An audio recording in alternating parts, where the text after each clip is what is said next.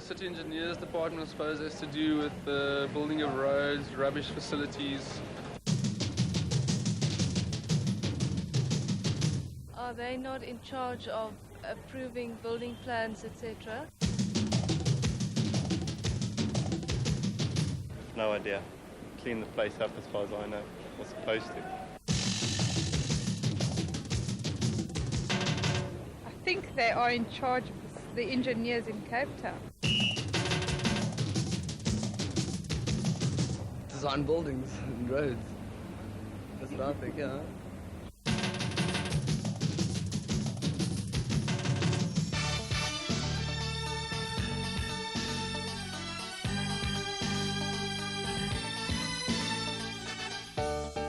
Every day, over 7,500 people travel to work to carry out the many functions of the City Engineers Department. Each plays an intrinsic part. Each has a vital role in the network of services that make up the infrastructure of our city, helping provide services for the many people who live in Cape Town and its surrounding metropolitan area. They are, in many ways, an invisible force. But without them, 20th century Cape Town would not and could not exist.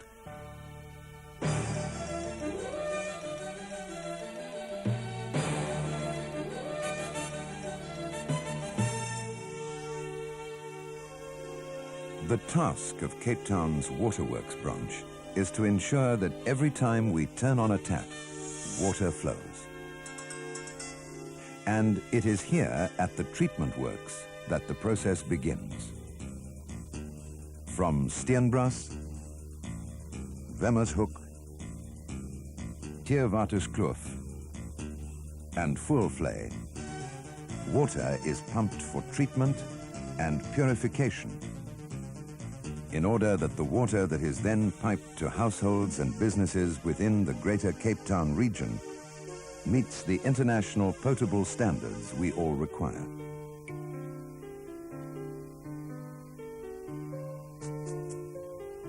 Wastewater disposal in a large city is something most people take for granted.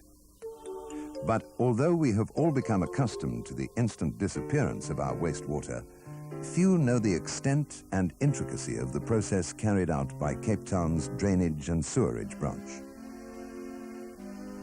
Much of the wastewater from our homes and businesses is treated at one of 3 conventional wastewater treatment works.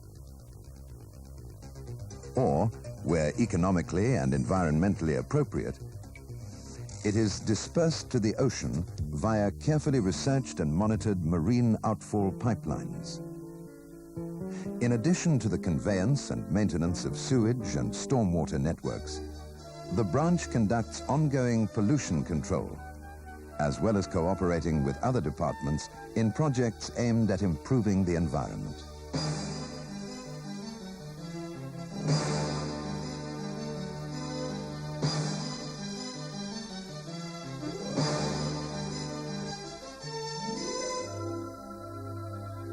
Whether we walk or ride, and wherever we need to go, it is the extensive network of motorways, roads, and support systems that helps us get there.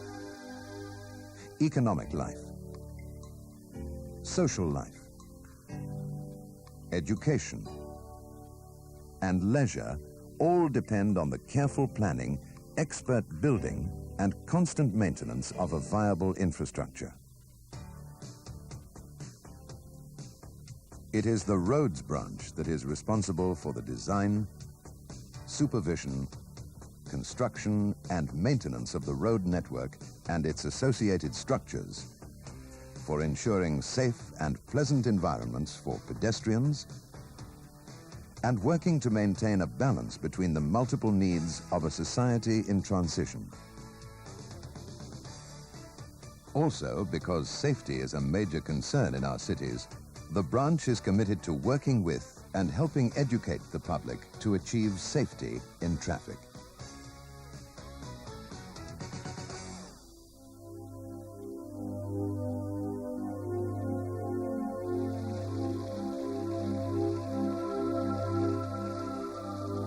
The responsibility of the Parks and Forests branch of the City Engineers Department is to ensure that the natural beauty of our environment is developed and preserved.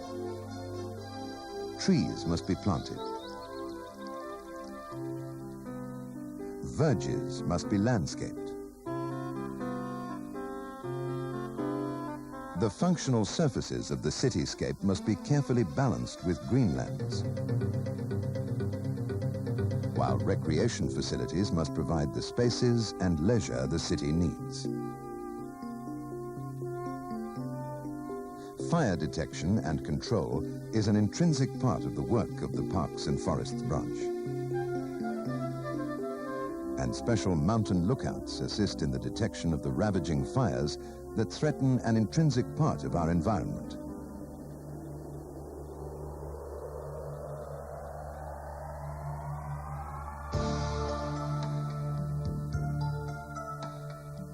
Each hard engineering project undertaken by the City Engineers Department is dependent on technical and mechanical skills.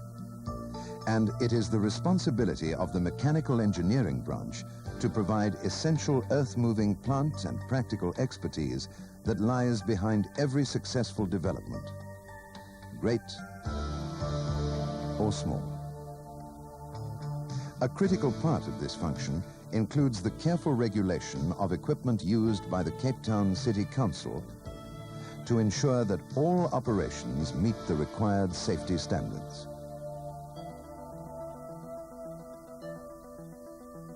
Ongoing scientific sampling, analysis, investigation, and applied ecological research is essential in a complex city environment.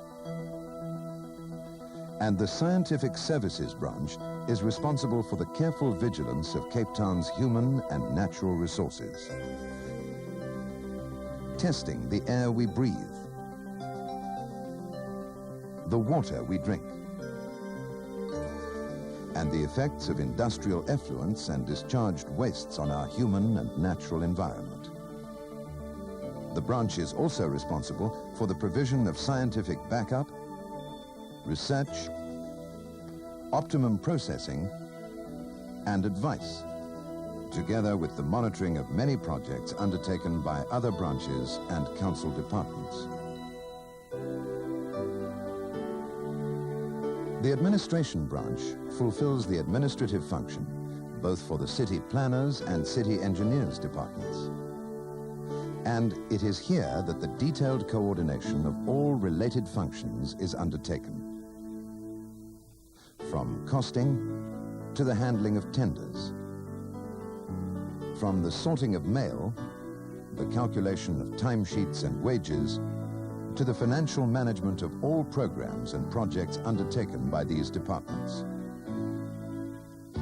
And it is the administration branch that manages and warehouses the supplies that the city needs to carry out its business.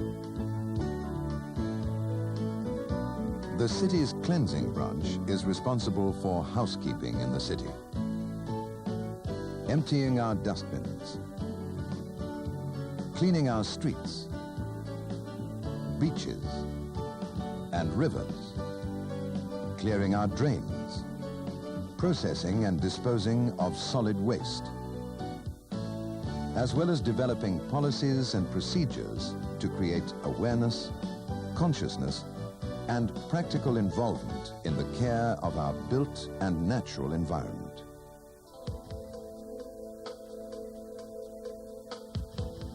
These 8 branches, each involved in a variety of specialized functions, make up the infrastructure of the City Engineers Department. Each cooperates with the others in order to provide the overall network of essential services on which the city depends. Each is coordinated via a series of carefully plotted communications links, ensuring that the sum of all the parts serves the overall objectives of the whole. At the center of this vast web of interests is the city engineer, backed by the many specialists who provide the overview and controls so essential to the smooth running of the city. And it is here, in consultation with experts from other departments, that many joint city ventures are planned. Negotiation is critical, and the department is committed to the concept and practice of negotiation at all levels, seeking the opinions and approval of the general public, talking to and working closely with the private sector, maintaining a perspective of Cape Town within the context of the Greater Western Cape region, and through the city's corporate management team and committee structure, ensuring that all projects and programs meet the standards, the ideals, and the future needs of the city's overall policies and goals.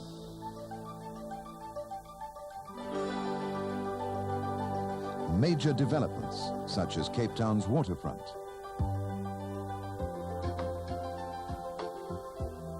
the Palmeet River scheme, and the deeply sensitive issue of District 6 are of prime concern to a department whose role it is to provide essential services within the municipal area. Recreational and leisure time facilities must be planned for, provided, and maintained, while Cape Town's unique natural environment must form an intrinsic part of any decision.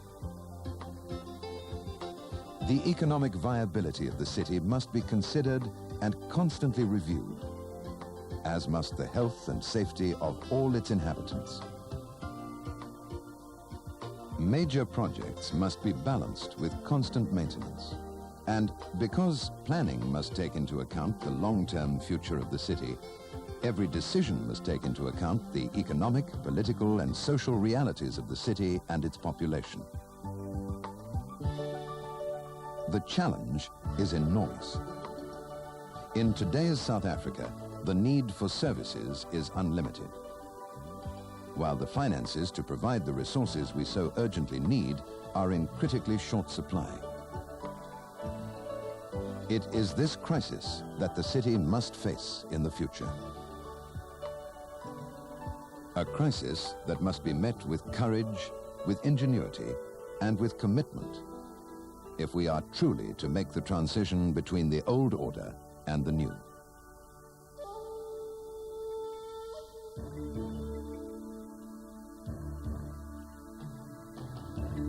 Every day, some 7,600 people perform the many and varied tasks that make up the vast infrastructure we call the City Engineers Department, providing us with water,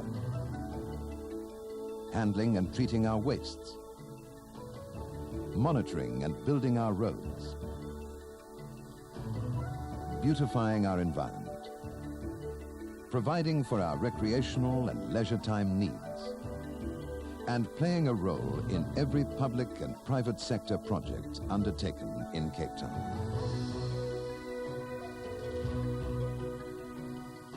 For these people, the working day is over.